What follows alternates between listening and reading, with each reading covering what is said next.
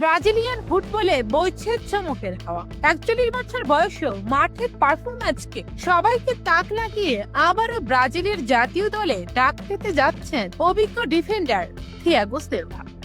২০২৬ বিশ্বকাপের বাছাই পর্ব এবং আসন্ন ম্যাচগুলোকে সামনে রেখে ব্রাজিল কোচ কার্লো আলচেত্তি সিলভাকে স্কোয়াডে রাখার ব্যাপারে ইতিবাচক সংকেত দিয়েছেন। দীর্ঘ ক্যারিয়ার সিলভা তার ফিটনেস ও খেলার ধার যেভাবে ধরে রেখেছেন তা ফুটবল বিশ্বের বিরল। বিশেষ করে পার্তুর হয়ে তার সাম্প্রতিক পারফরম্যান্স কোচকে নতুন করে ভাবতে বাধ্য করেছে। থিয়াগো সিলভাকে নিয়ে কার্লো আলচেত্তি স্পষ্টভাবে জানিয়েছেন যে তিনি খেলোয়াড়ের পাসপোর্টের বয়স দেখে দল নির্বাচন করেন না।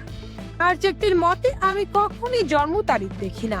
যদি কোনো খেলোয়াড় মাঠে তার যোগ্যতা প্রমাণ দিতে পারে এবং অন্যদের চেয়ে ভালো খেলে, তবে তার বয়স ৪১ নাকি তারও বেশি সেটি বড় কথা নয়। তিনি উদাহরণ হিসেবে মালদিনি এবং লুকা মদ্রিচের কথা উল্লেখ করে বলেন, ফুটবল এখন অভিজ্ঞতার উপর বেশি নির্ভরশীল। সিলভার অভিজ্ঞতা এবং নেতৃত্ব দেওয়ার ক্ষমতা বর্তমান তরুণ ব্রাজিল দলটির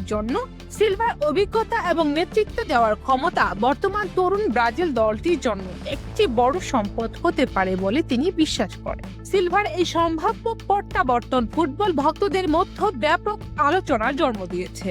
তবে তিনি ইতিহাসের অন্যতম বয়স্ক আউটফিল্ড প্লেয়ার হিসেবে রেকর্ড করবেন। অভিজ্ঞ এই সেনাপতির ফিরে আসা ব্রাজিলের রক্ষণ ভাগকে আরো শক্তিশালী করবে বলে মনে করছেন ফুটবল বিশ্লেষকরা।